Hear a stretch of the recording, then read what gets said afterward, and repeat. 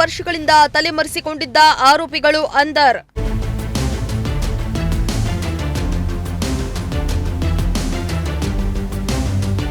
Case ವಜಾ ಆಯ್ತೆಂದು education ಮಾಡ್ತಾ ಇದ್ದ ಆರೋಪಿ.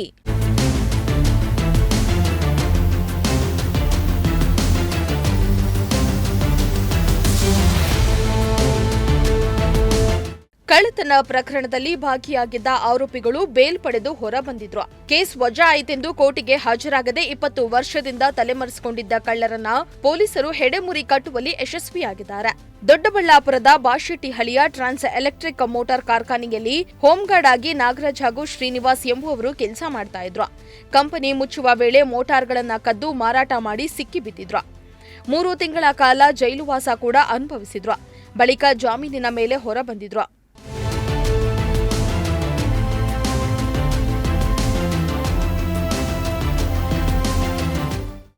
ಇನ್ನು ಬೇಲ್ ಸಿಕ್ಕ ಬಳಿಕ ಕೇಸ್ ವಜಾ ಆಯಿತೆಂದು ತಪ್ಪಾಗಿ ತಿಳಿದು ಇಬ್ಬರು ಆರೋಪಿಗಳು ಕೋರ್ಟಿಗೆ ಅಟೆಂಡ್ ಆಗ್ತಾ ಇರಲಿಲ್ಲ. ಹೀಗಾಗಿ ಕೋರ್ಟ್ ಇವರಿಬ್ಬರನ್ನ ತಲೆಮರೆಸಿಕೊಂಡ ಆರೋಪಿಗಳೆಂದು ನಿರ್ಧಾರ ಮಾಡಿದ್ದು ಅವರನ್ನ ಬಂಧಿಸುವಂತೆ ಕೋರ್ಟ್ ನಿರ್ದೇಶನ ನೀಡಿತು.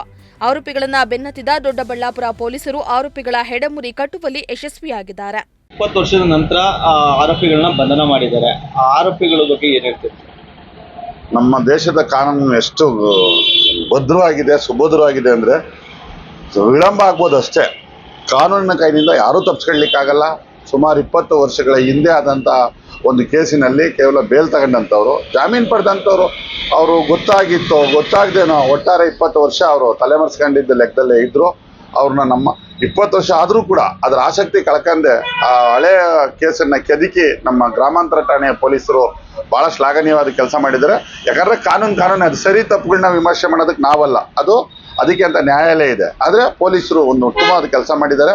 ಮತ್ತು ಯಾರಾದರೂ ಆಗಲಿ ಯಾವುದಾದ್ರೂ ಏನಾದರೂ ಕೇಸ್ಗಳಾದಂಥ ಸಂದರ್ಭದಲ್ಲಿ ಯಾವುದೋ ಇದ್ರದ್ದು ಪೂರಕ ಏನಾಗಿದೆ, ಇದು ನಮಗೆ ಕೇವಲ ಜಾಮೀನಾ, ಕೇಸ್ ವಜಾ ಆಗಿದೆಯಾ, ಮತ್ತು ಅದರ ಜವಾಬ್ದಾರಿ ವಕೀಲರು ಮಿತ್ರರು ಕೂಡ ಇರುತ್ತೆ. ವಕೀಲರು ಕೂಡ ಅದನ್ನು ಅವ್ರಿಗೆ ಹೇಳಬೇಕು, ಇದು ಹಿಂಗಿದೆ, ನೀವು ಮತ್ತೆ ಕೇಸ್ಗಳಿಗೆ ಬರಬೇಕು, ಹೋಗಬೇಕು ಅಂತ.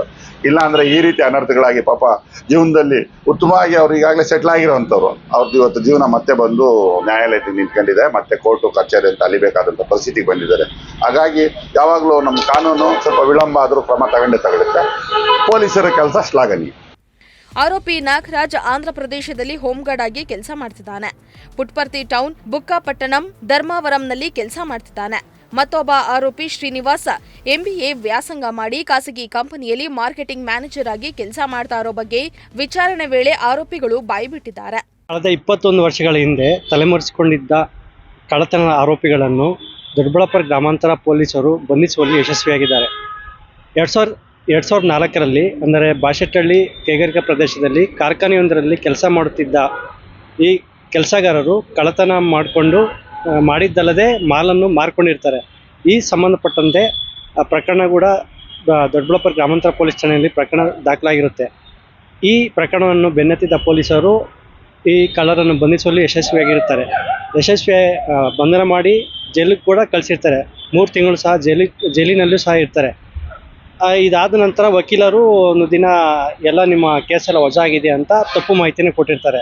ವಕೀಲರ ಒಂದು ಮಾತಿನ ಮೇರೆಗೆ ಇವರು ತಮ್ಮ ಊರಿಗೆ ಹೋಗಿರ್ತಾರೆ, ಆಂಧ್ರಕ್ಕೆ ಹೋಗಿ ತಮ್ಮ ಪಾಡಿಗೆ ತಾವು ಕೆಲಸ ಮಾಡಿಕೊಂಡು ಒಬ್ಬರು 3 ಠಾಣೆಗಳಲ್ಲಿ ಹೋಂಗಾರ್ಡ್ಗೆ ಕೆಲಸವನ್ನು ಮಾಡ್ತಿರ್ತಾರೆ. ಒಬ್ಬ ನಾಗರಾಜ್ ಅನ್ನೋನು.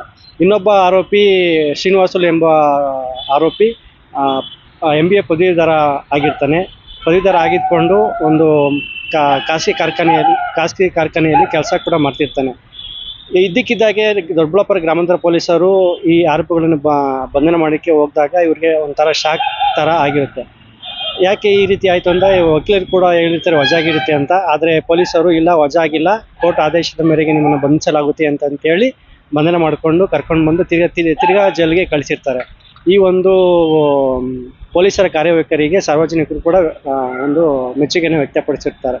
ಒಟ್ನಲ್ಲಿ ಬೇಲ್ ಮೇಲೆ ಹೊರಬಂದು ನಾವು ಬಿಡುಗಡೆ ಆಗಿದ್ದೀವಿ ಅಂತ ಭ್ರಮೆಯಲ್ಲೋ ಅಥವಾ ದುರುದ್ದೇಶದಿಂದಲೋ ತಲೆಮರೆಸಿಕೊಂಡಿರೋ ಆರೋಪಿಗಳನ್ನ 20 ವರ್ಷಗಳ ಬಳಿಕ ಬಂಧಿಸಲಾಗಿದೆ. ಇದು ಇಲಾಖೆಯ ನಿರ್ಲಕ್ಷ್ಯವೋ ಅಥವಾ ಕಳ್ಳರ ಚಾಲಾಕಿತನವೋ ತಿಳಿಯದು. ಮುಂದಿನ ದಿನಗಳಲ್ಲಿ ಈ ಪ್ರಕರಣ ಯಾವ ಸ್ವರೂಪ ಪಡೆಯುತ್ತೆ ಕಾದ್ ನೋಡಬೇಕಾಗಿದೆ.